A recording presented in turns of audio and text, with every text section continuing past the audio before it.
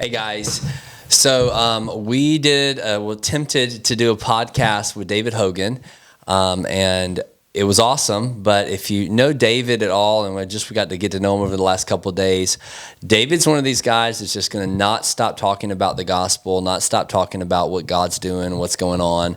And so there's all these random moments where he just keeps going. And just kind of like even like in this picture, we were just me and the family were trying to get a picture with him, a family photo, and we're trying to get everybody set up. And he's just telling us all these stories about his cows and his cattle. And so we just sat there and listened to him while he's telling us all these stories. And you don't really question him or say, hey, we need to do this right now. You just do whatever he says. And so as we were kind of getting this recording going, he just, all of a sudden we're trying to set things up and I'm telling him what we're going to do. And then he just starts asking everybody their testimony. And as he's asking our testimonies, he just starts telling us all kinds of stuff about his life, about raising kids, about him and his wife. And then of course it's sprinkled all these God stories. And so one of the guys kind of looks at me and says, record this, he's kind of giving me the eyeball. So I just kind of reach over and hit record. And so you're basically what you're seeing is you're just going to like jump in mid-conversation. Sorry for the randomness. This is just basically random talks with David. And this happened twice while we were trying to do this podcast. But the content was so good. And it was just this life on life, hearing David as he's talking to us about being fathers, as being sons of God and what that looks like. He's just giving you all kinds of wisdom from the Spirit. And we just wanted you guys to see it, enjoy this kind of impromptu moment with him, and just see that this is really who he is. And I think you're going to enjoy it. So, random talks with David. Be blessed. Something's missing that was in the beginning. That's right. Yeah. So that's what I'm talking about. It has to be. You guys got to hear me, because I've been at this a long time in that marriage. You see me mess with that lady 100% of the time. I mean, it's that way all day long. I'm just, like, I don't know what to say. It's just wonderful. She loves it. Yeah. Everybody thinks I overstep my bounds and all that whenever I mess with her in public. That woman's tough, boys. That's right. And she needs to be valued that way, Yeah. Because there's a difference in being mean and being tough. Mm-hmm. We need to be tough. Yeah, come on. Right. Not me. Right? That's right. It was important to me. I didn't skip over you, Taylor Mays. We got time to let him. Anything, sir. I do have a question. What do you think? You said, how long till this turns mundane? Yeah. How do we guard it? Well, the way I've guarded it, I keep grabbing the demon by the beard and slapping him in the mouth. That's where we get all the stories. I don't know. I just can't get enough of that thing breathing on me and hating me. It just, I like it. Mm-hmm. It's like I'm addicted to it or something. And when things really start going good, my wife and I, we brace, because it's just to come right through the door. And we know it is, and it will for y'all. Things are going to turn good for you for a while, but then you're going to wake up to the fact that, I let the blessing overrun what I'm here to do, and you can't ever do that. Mm-hmm. We're here to fight. Mm-hmm. That's good word. Well, it sounds like instead of running from the fight, the Lord has taught you run to revel in it. Just answer this one question for me, okay, and I'll be quiet. You better not be. I will. That little old kid that obeyed his dad and went and carried the brothers the cheese, David. Yeah. He's sitting there. He's like any normal kid, man. He's looking at all these Philistines and all these Israel. I mean, they're massive armies, right? Well, what happened that changed him? It wasn't the armies. It wasn't even the battle. What was it? He'd already been changed out in the Not so. pasture. Not so. The fact that he was going to be king? No.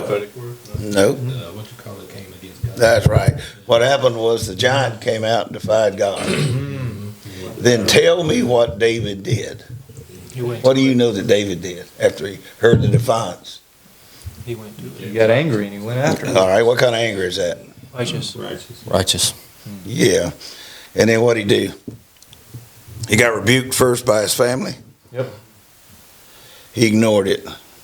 He said, so what's going to be the consequences if I kill this giant? They said, dude, you get the daughter. He said, I'm on it. They started telling him all other stuff, right? Yeah. So that day, after he tried on Saul's armor, it didn't work. What I can't let any of y'all do in this room, you got to be who you are, not who.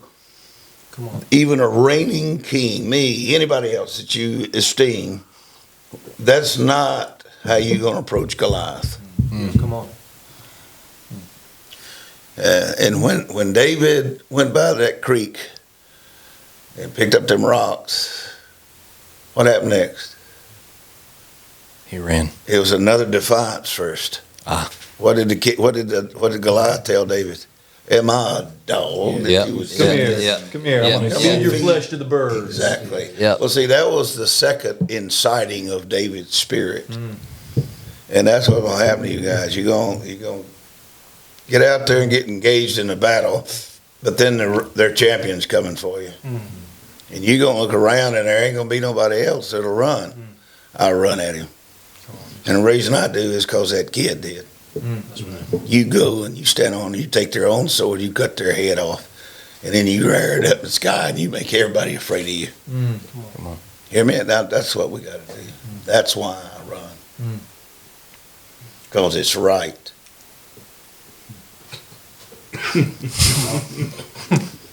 It is.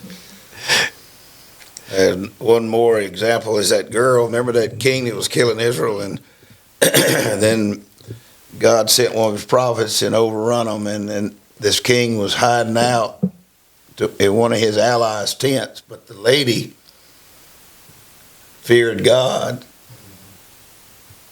He thought he was safe. Jail. That's right. And the lady drove a spike right through his temple. She picked it up and went at him. Yeah. That's what we have to do. And that's how you keep it from staying mundane. You dang right, because you're going to scare everybody. Everybody that's sane will leave you, except God. That's good. And I need you to hear me, because y'all are living in an area of affluence. Y'all haven't peaked out here yet. It's still growing in goodness here. Yeah. And there's other places I've been that's peaked out already, and they starting now they floundering on the sustainable side. Y'all ain't hit that yet. Mr. Taylor made. Yeah, so I grew up in a Baptist home. I went to a Christian school for 11 years and got out and was wide open rebellion for about 10 years, and came to about 1990. Just was at the end of myself. I tried to get off alcohol and dope on my own. I was like clear for 3 months. Went to the beach to celebrate. Bam. Got drunk, Yeah. lost everything, came back home. And How many times? Just once, or? That was the one time, that I came back to it. But came home. It was Sunday night, and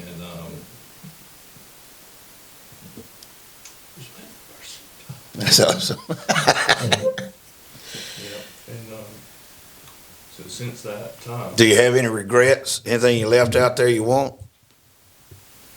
In hell, I mean. no. Yeah, that's right. Then light it up. Burn it down. Burn hell down, you hear me? I'm going to give you one match. That's enough. All right. Yes, sir. What about big old motor man? Dude, his talk on the trucks, I couldn't see your face, but I knew your eyes were twinkling. Oh, as soon as he started saying that, I let Game on, baby. me and him just connected. I ain't heard anything else he said. I'm just kidding. It's all right. Totally all right. I get it. I'm telling No, I'm just kidding. I was listening to every word. But 5 years ago for me, I grew up Catholic. I wouldn't say devout. I think there were aspects in my family that were, but just kind of had that example of what I thought this was. And never truly Did you ever pray to Mary? all the time. Yeah. Yeah, all the time. How'd that go? That's part of. I don't. You know, as you know, well now I know now how it went, but Yeah. then it was just I was just doing what I was being Exactly. taught, Yeah, and right. so I actually met my wife, re-met my wife. Me and my wife went to high school together, but we ran into different crowds, and we we ran into each other literally. Her mom bumped me in a Biscuitville across town, and then she was right behind her, and then that was the rest was history. And so she actually took me to church. My wife is she's walked with the Lord her whole life, and you know, it's funny. The Lord knows what you need, man, and she's been a huge staple for me. I mean, her first question was, "Where's your Bible?" I mean, do you have a Bible? Where's your Bible? And I mean, of course, in my stupor, I just, you know, I told her everything she wanted to hear, you know, and but then there came a moment where I encountered the Holy Spirit, and it changed my whole trajectory of life. It was at church I met Ben, I met some of the other brothers here, and they had something I didn't have, and I could see it, and it was extremely uncomfortable at first because it challenged everything I knew. It should be. It was extremely uncomfortable. If it don't, it ain't right. That's right. And so, matter of fact, the day, and that happened the first time she took me to the church that she was going to, and I had already made up in my mind how and what I was going to say to run away. Yeah, yeah. I really did. And there was a lady that came up to me after church, and you know, mind you, I had no grid for the prophetic. You know, Catholicism don't operate in that. The prophetic, just heal, like none of that. And so this lady came up to me after church and said, "Hey, I watched you walk in the door, and the Lord just spoke to me as soon as you walked in." And I'm like, "All right." And so she said, "I'd love to share that with you." And so in my just not knowing, I thought she was going to pray. So I'm like bowing my head. She's trying to talk to me, and she's like, "No." I'm like trying. So I'm like, I don't know what's going on. I'm just listening. Well, then I started hearing what she was saying, and she like read my mail for like the last 6 months of my life. And so at this point, I'm like, does she know my mom somehow? I'm trying to reason with it. I'm trying to figure out how she knows what. And it was funny because what she was saying wasn't what I had spent the last 6 months of my life doing, but the imagery that the Lord gave her was making sense to me. I could parallel the two, you know what I mean? And so I still didn't understand, but it sparked my curiosity. So needless to say, you met my wife last night. We didn't have that conversation. And I came back the next Sunday, and the Holy Spirit just wiped me out. Nice.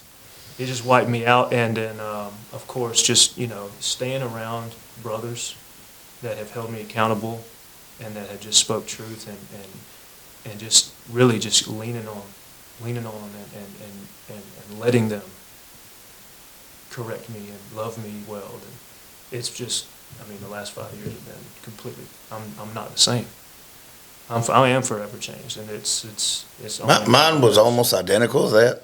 I had a Bowie knife in the back, and this guy walked up to my wife. She's pregnant with my first daughter, and he touched her. I grabbed the Bowie, and he started talking to her, and it was private information that only her and I knew. And I pulled her back. I said, "Look at me, fella. Don't you ever touch her again. Absolutely. In your life." And I just pulled her behind me and I said, "Look here, I love my family and everything, but it ain't right to share our private life with people." That wasn't what was going on. I didn't understand. I'm similar to you in that I said, "We're going." I went out and got my shotgun. It was in the truck on the seat. Yeah. You know how everybody is. They followed me out there, and I just draw down on them. I said, "No way. Y'all crossed the line." And so I went home. Boy, I was mad at that woman. A pregnant woman, I mean, I was mad at her, but, you know, there's only a certain amount you can dish out to a pregnant lady, you know. Absolutely. So then that guy that spoke to me on the jet, that audible voice, grabbed my foot that night. And he's standing there and he says, "Listen here, you going down to that church?" I got something I want to say to you. So I got the woman up and the kid, and we went down there. Christians don't go and do stuff early. I did, and I sat down there for 3 hours waiting on him. And then he got up there and started talking miracles, but he said something about witchcraft, right? And I told my wife, I told you. Shut my Bible, stood up, walked right at him. I'm finna put him out. This guy touched her. He was a missionary from Nigeria. And I walked, he ain't said a word. The little skinny guy got off the platform, man. He put his finger. I was walking up on him pretty fast. Jesus, dude, something invisible picked me up and threw me. And I was out for 3 days. Couldn't talk, tried to talk, couldn't eat, couldn't work. And when I woke up, there was this guy was there, full of the Holy Ghost and fire. Never did wear off. So it's similar, you know. Absolutely. Yeah. No, I love that. I mean, I get that idea, but I was a little madder probably. Yeah, I wasn't. Yeah, I was trying to do everything I could to get out of that situation. You know. I did too, but I thought the right thing was maybe a round off. Yeah, totally. My wife has refined me a little bit because I could. I'm better now as well. I can still carry it since I've been able to, and now my wife just lets me. She makes me keep it in my bag. She don't let me keep it on my purse anymore. Yeah, well, the difference. My wife is. Ain't nothing wrong with your wife, but my wife. Last time she upped for her card on her concealed weapon thing. This is the funniest thing you've ever heard. So she's a grandma, right? So they're being respectful, but they told her, okay, now what we want. This guy was gonna make a point. Is why you don't try to shoot somebody's forehead. Shoot him in the trunk instead, right? So he gave her 3 rounds. Put that Beretta down there. So she gets up there, loads it, and he goes, okay, fire. And she just looked at him. You want him in the forehead? He said, yeah. Ta-ta-ta, 1 hole. Come on. And that guy walks up there, he said, well, I picked the wrong person. and no joke, listen, this is the funniest thing. You guys are going to really appreciate this. There's an older guy there, and he got his checkbook out, laid it on the gun table, just signed it. And the guy goes, what are you doing? He said, I'm hiring her for bodyguard. Isn't that awesome? That's awesome. Yeah, I like that. I like that. Y'all saw her last night. You know, That's awesome. Sweet. she don't even seem like it. No, she doesn't. That's hilarious.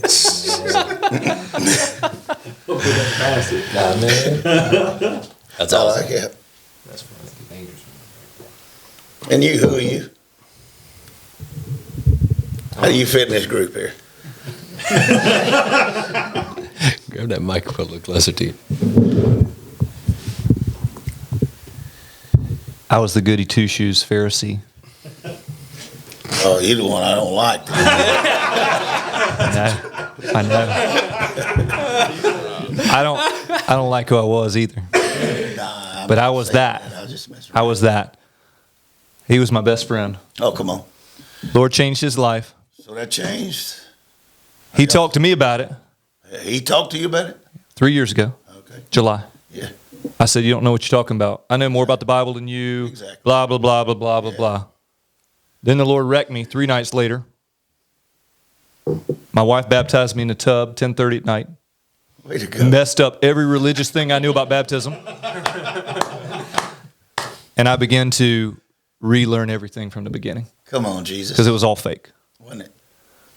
99.7. I like the Lord had encountered my heart in spite of my religious facade. Okay, so I can look back and see before 3 years ago where Jesus had already been faithful in my life. But it was not because of me. It was not because I was walking with him. It's not because I was in love with him. 2 years ago, the Lord said, you're not in love with your wife anymore. And you've never been in love with me. And you can have both. You can. If you're willing to do it. If you're willing to go after it. And that's been my last 2 years. I mean, 3 years in this, but last 2 years of my journey, that's been to today. That's pretty awesome anyway. It is amazing. It is amazing. Yeah, I like it. Oh, I like it. It's right. It's right. Yeah. This is the maddest I've ever been, but it's the best I've ever been. I mean, hell's tearing up playhouses, y'all. We got to stand our ground. We can't bow. We can't back down, and we got to let the fire flow. Y'all hear me? I mean that, y'all. That's got to happen. I don't know how long I'm gonna make it, right? But 20 years from now, I'll be 90. So if I'm 90 and I'm still sitting here, you better be. Amen. Come on. That's the end of it.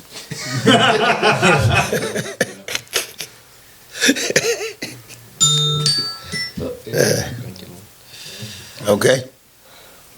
Yes, sir. Yes, sir. All right. So there's my questions. That's all I want to know is who I'm around. That's all that matters to me. I love that. Know those that are laboring, because we're going to labor together for Jesus here for a few minutes or tonight or whatever we need to do. I need to know what we got. Yeah. Because most times they don't give you the time of day. You don't get to do that. Honesty is not part of the ticket. Unhinged, like you said before. That's right. Unhinged. We got to have it. Whatever falls. Let it fall. That's right. Yeah. Come on. Come on. Like I was talking to my son a while ago. He turned 50 today. Come on. That's awesome. 50 years old, my son did. He's a good boy, y'all. He looks just like y'all. I mean, me. I'm not kidding. He's golly, and he's his son, my grandson. If he's sitting right there, there wouldn't be any difference. Except he got a really wild beard, and he's been there his whole life. My son's been there his whole life, and they just on fire with it for God, winning souls every day, going out there on walking or horse or motorcycle or full drive. It's really nice. You need to train your kids. Now, if they literally have a different plan from God and they want to, after a while move off, but don't plan on them leaving. Plan on them staying. And then if God changes it, see, that's the thing that's a difference in the way I talked with somebody yesterday. Yeah. One of the decisions we made was about our kids. It wasn't just education; it was how to manage them in God. Because most of you sitting here, you're gonna follow what you learned for the last several generations, because that's how we're controlled. You push them out the door as soon as possible. Everybody has to start over again. When in reality, God's kingdom is about inheritance. Yeah. Thank you, Lord. Come on. And so my wife and I decided that we was going to train our kids, grandkids, and so forth to manage the kingdom. And if God came on them and wanted them on another plan, we cool with that. We'll help them do whatever they want to do. But that's different than what y'all are used to. That's right. Yeah. Because as soon as they get their diploma, y'all boot them.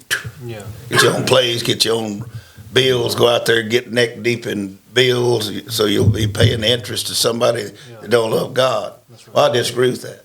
I say live within your means, stay long as you can, you're welcome, and let's see what God's going to do. Amen. Yeah. Thank you. So how do you train younger kids? I mean, I'm in this group, right? You saw me last night. Yeah. I took one of y'all's boys' hands. I took his hand. If he wouldn't have been scared and run off, I was going to let him stay with me. And so what my grandkids do is they hook on my back pocket. And the little bitty ones, I have a handkerchief. They hang on the handkerchief. And I mean dead raisins, gun battles, demon possession, the whole thing. And I have them right there. Boom. and they grow up doing that. Every one of them have seen the dead raised. Now you think about that legacy for a minute. I mean, if they go off and do something else, it's on them, but that don't change their legacy. Yep. Wow. Yeah, so I know it's right to teach them how to hunt and fish. It's right to teach them to respect their elders. It's right to teach them, let them go to school and learn things. Mama teach my wife. We did homeschool. All right, on all my kids and the grandkids, and now we're starting on the greats. So it's so doable, and I'm a busy human being. In our work in Mexico, I normally do 2 services a day. And that keeps you busy. That keeps you out there, you know. And so, and I'm traveling all the time. And so the family has to be. Cause I'm gonna say this: the first 9 years was a little tight because I was. I don't know how hard enough to make it, but I was over dedicated. All right, and we was all paying, you know, as you know it would. And then I'm on this 40-day fast, you know. All I'm doing souls, you know, 40 days. That's all God's hearing out of me. Souls. I'm freaking heaven out, right?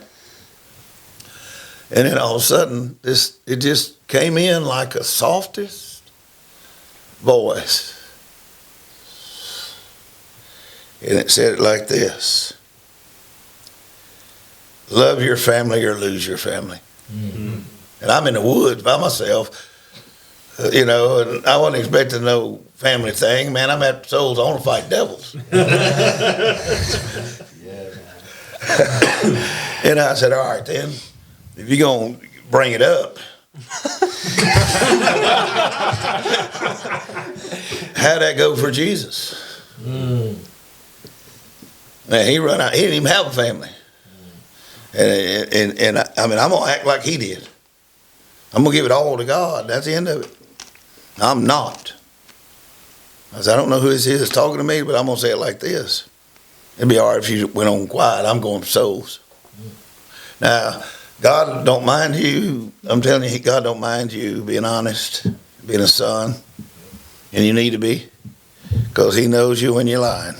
But I can say this to you.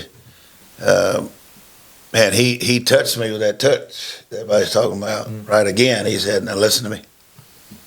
It came right, I mean, it was like I'm sitting there talking to him. I mean, it was, thought patterns was happening for me, but I was verbal. But he was thought patterning me, you know. And he goes, you're going to lose them. Let me give you a plan. He said, your love for the villages.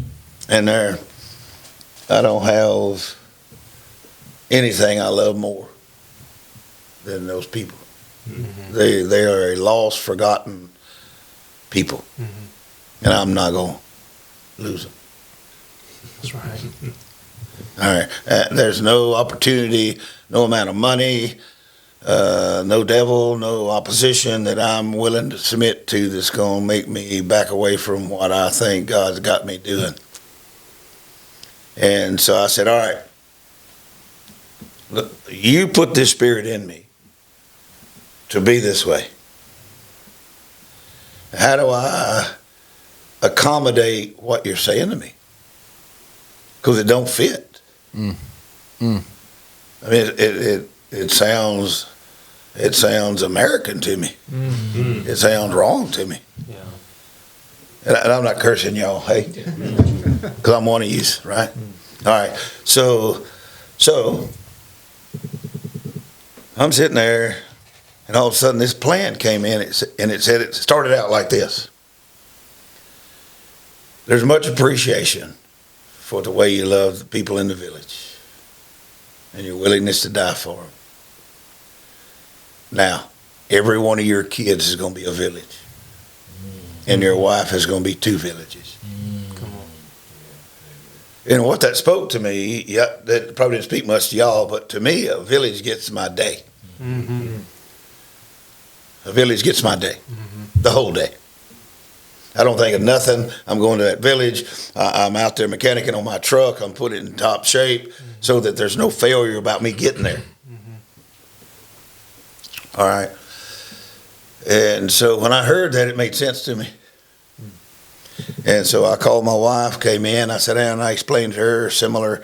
I didn't tell y'all everything, but that's enough. And so I explained it to my wife, and she said, so how are we going to do this? I said, so every 3 months you get 2 days for the rest of my life. No influence can stop it. The kids every month get a day. I'm going to date them for the rest of my life until they grow up and they grow out of the need. And still to this day, I'll tell my kids, can I see you for a day? Can we go? And they, yeah. I mean, they grown, got their own families. And it's nice. So I started dating my kids and my wife. And God's not mad at me at all about it. He's the only one who could have got to me because I wouldn't have listened to anything else. Yeah, cool. I just don't. I believe it's foolishness. I believe it's a plan to slow down the amount of souls that's being saved, the amount of dead raisins, the healings, the power of God, get me off track, get me looking at something else instead of what I think he's got us focused on. So I don't listen to very many people on extended, life-altering ideas. Yeah. Does that make sense? Yeah, that's awesome. Yeah, no, that's great. We weren't expecting that. That was awesome.